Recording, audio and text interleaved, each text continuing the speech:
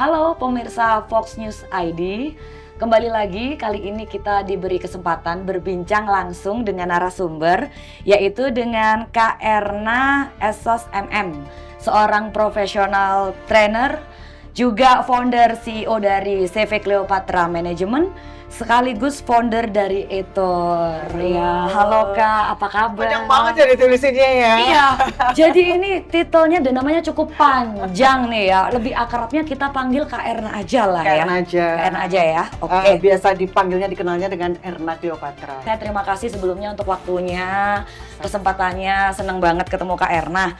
Nah, Kak Erna, ini kita on cam, selamat datang di Fox News ID.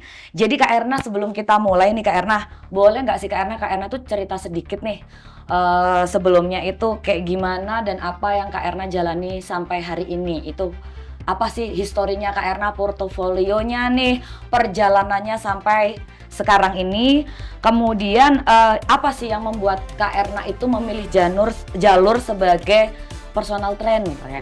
Oke, thank you. Sebelumnya juga mengucapkan terima kasih ya buat Fox News.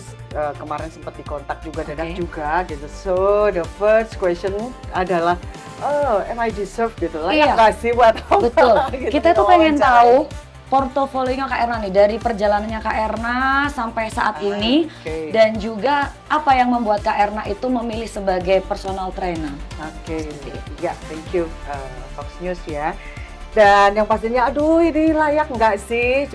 Tapi saya berharap ini bisa menjadi inspirasi untuk yang lain. Betul. Dan yang pertama yang mau saya ceritain itu, saya adalah seorang janda gitu ya. Aduh, janda guys. Tapi disclaimer dulu, janda di sini artinya adalah Jawa Sunda. Oh, gitu Jawa ya. Sunda. Jadi Keturunan Jawa bahasanya Sunda nih. betul sekali. Jadi baru pindah ke Jawa Timur sekitar tahun 2008 something lah gitu. Dalam kondisi yang nol ya, Nol. minus gitu ya. I was nothing gitu, nggak punya pekerjaan gitu, dengan mempunyai anak dan ibu gitu yang harus ditanggung gitu. Dan perjalanan itu berjalan dengan natural ya, di mana setiap profesi saya jalani itu mulai dari cuci piring pinggir jalan gitu ya, kemudian menjadi staff di sebuah perusahaan kecil, kemudian akhirnya di Purnama Hotel lah gitu. Purnama Hotel. Dulunya admin, the first time sebagai admin, kemudian menjadi marketing dan lain sebagainya. Cuma memang pada saat menjadi marketing di Purnama Hotel, saya juga mengembangkan hobi saya sebagai, sempat menjadi singer juga bentar gitu. Tapi lebih kepada MC, yang mana kalau MC sampai sekarang juga masih jalan sih ya, dikit-dikit gitu ya. Nah, dari sana berkembang menjadi biro perjalanan wisata, event organizer, kemudian konsultan bisnis dan manajemen. Nah, seiring dengan waktu nih, saat berjalan, kita juga udah usia gitu kan ya, lebih seneng di belakang layar dan lain sebagainya. Pengen dong kita berbagi kepada yang lain apa yang kita bisa, atau pengalaman kita sharing-sharing yang harapannya bisa bermanfaat untuk orang lain, bisa menginspirasi orang lain bahwa siapapun bisa menjadi apapun, dan tentunya tidak pernah mempunyai patah semangat gitu ya. Asalkan punya mimpi dan diperjuangkan ya Kak betul. ya. Punya kemauan dan kalau aku bilang, do what you love and love what you do gitu. Oke. Nah, kalau boleh tahu nih Kak, di Cleopatra Management sendiri ini kan sudah berjalan nih dari 2014 ya. Itu Cleopatra Management itu awal mulanya itu gimana sih Kak? Kakak itu kayak punya ide untuk mendirikan sebuah manajemen Cleopatra ini. Kemudian kan ini juga ada di keterangannya Kakak itu mendirikan Etor sejak 2021. Nah, itu apa yang melatar belakangi Kak Erna ini untuk mendirikan manajemen Cleopatra ini dan juga Etor? Ini kan dua hal yang berbeda ya Kak. Satunya itu lebih ke personal trainer dan satunya ini lebih kayak ke biro perjalanan, event organizer dan sebagainya. Ini apakah memang passionnya Kak Erna atau memang Kak Erna ini pingin buka juga lapangan pekerjaan buat teman-teman juga nih kayak gitu? Ya, awalnya memang semua berjalan dengan otodidak ya. Otodidak. Jadi buat Anda yang tadinya nggak bisa apa-apa gitu, itu jangan khawatir gitu, bahwasanya saya juga learn by doing, belajar sambil mengerjakan gitu ya. Betul. MC, kemudian orang oh aku mau sewa ini dong, oh aku mau ada turnya dong, atau ada pelatihan dan lain sebagainya. Kita jalani itu semua sehingga akhirnya pada suatu momen di mana saya harus melegalkan badan usahanya, saya harus merekrut orang-orang untuk dapat berkembang bersama. Gitu. Nah, itu poinnya bahwasanya saat kita berkarya atau beraktivitas, kita tidak hanya maju sendiri, tapi kita bisa merangkul orang lain, kita bisa memberdayakan orang lain dan mengembangkan. Nah, dari sana akhirnya kan mengerucut ke pelatihan tuh, ke pelatihan-pelatihan sebagai trainer, di mana di sana lebih ke berbagi, sharing ilmu dan pengalaman dan experience ya teman-teman ya. Dan yang pastinya adalah harapan untuk mengembangkan kompetensi dari banyak orang ya, yang mana tentunya ini akan membuat mereka menjadi lebih profesional, kompeten, bisa menjadi ladang penghasilannya atau pekerjaannya kan manfaat banget tuh. Dan yang pastinya juga adalah untuk menghasilkan SDM yang profesional dan juga kompeten. Gitu. Berarti Kak Erna ini menurut saya sangat menginspiratif sekali ya, mulai dari nol nih, bisa dikatakan dari minus ya, sampai beliau ini bikin sesuatu dan tidak sendiri, tapi merangkul dan mengajak teman-teman yang lain untuk bekerja dan menghasilkan, berbagi berkat, berbagi ilmu dan experience. Keren banget loh teman-teman semuanya. Tepuk tangan dong. Iya, kakak ini juga dikenal dengan training yang biasanya itu disebut anything but boring. Nah, itu maksudnya apa sih Kak? Rahasianya itu apa? Dan topik ini kan sering kakak bawain tuh. Nah, itu kenapa kok menurut kakak topik itu sangat penting? Ini asal muasalnya anything but boring ini apa gitu loh. Teman-teman pengen tahu nih. Ya, kalau kita bicara pelatihan nih, kebanyakan orang pasti akan mikir, aduh bosen banget. Kadang-kadang terpaksa banget ya, dikirim perusahaannya atau disuruh orang tuanya bosen. Nah, di sini kita menyajikan sebuah konsep pelatihan yang mana kita mengusung focus and fun. Dalam arti orang nggak bosen, nggak boring gitu ya. Kita dapat ilmunya, fokus, tapi kita juga bersenang-senang di sana. Enjoy, nggak terpenjara ini aku harus training kepaksa banget. Iya, gitu kan stuck dan membosankan gitu ya. Jadi training tapi tetap enjoy. Iya. Nah, itu untuk konsep pelatihan. Konsep pelatihannya. Adapun untuk trainingnya itu sendiri, kalau bidangnya atau skemanya banyak banget tuh, baik hard skill maupun soft skill. Namun mayoritas atau yang menjadi ujung tombak kita itu lebih ke soft skill. Sebagaimana kita tahu bahwa soft skill itu adalah sebuah kompetensi yang sangat penting banget gitu ya untuk kita. Apalagi misalkan zaman sekarang, kompetensinya bagus tuh, pinter gitu ya, garap apa pinter, tapi soft skillnya kurang, etikanya kurang, adabnya, cara berkomunikasi gitu, atau body language gitu ya, atau semacam public speaking, komunikasi gitu kan, itu penting banget. Dan bahkan banyak ahli gitu yang mengatakan bahwa soft skill itu lebih penting, 60% lebih penting daripada hard skill gitu. And I prove it gitu. Dalam arti saya dulu datang ke Jawa Timur nih, itu nggak bisa apa-apa banget Mbak Beatrice.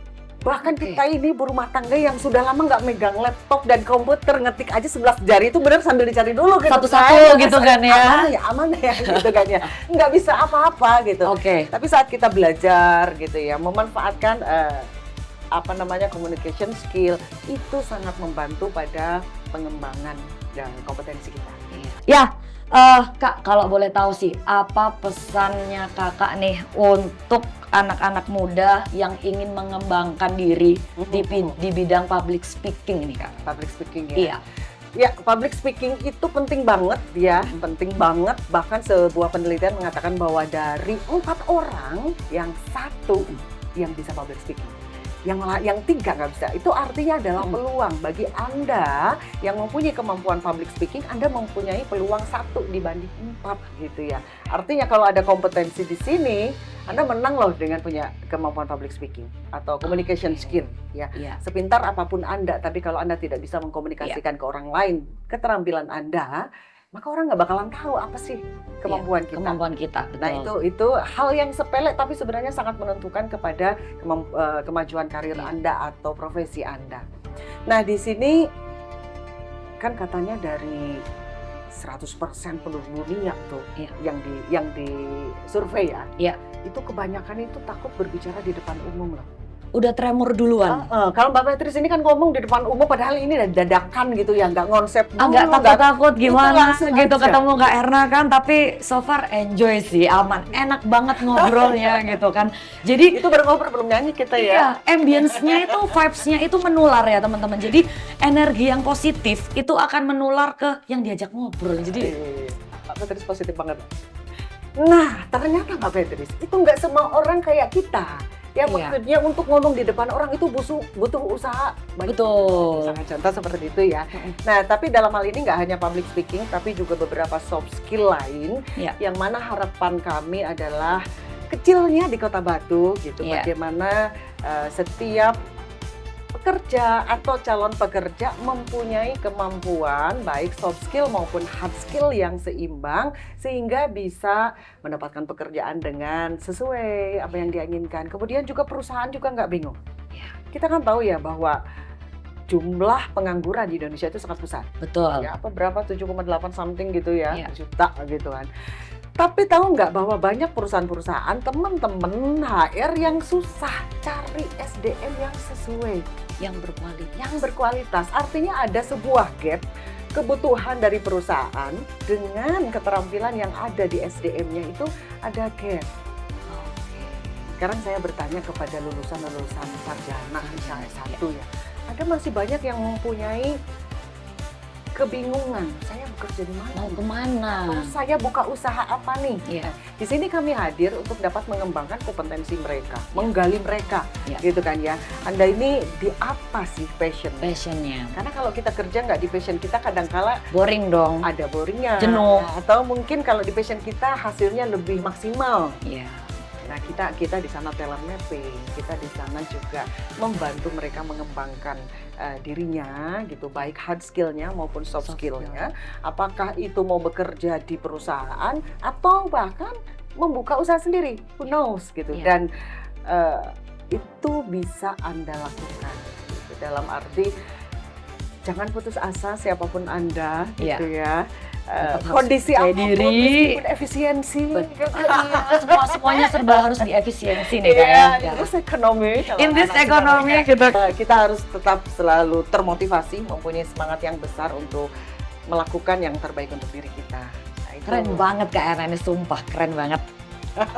Tepuk tangan Nah, dong. ini langsung mengajukan lamaran dong kita nih. Gitu. Ya oke Kak, last question. Terakhir nih. Apa sih rencana Kakak untuk Cleopatra Management ini dan juga Etur untuk kedepannya nih? Ya, dan usaha kita ini variatif mulai dari event organizer, konsultan bisnis dan manajemen, kemudian biro perjalanan wisata. Nah, kita mengembangkan nih Mbak.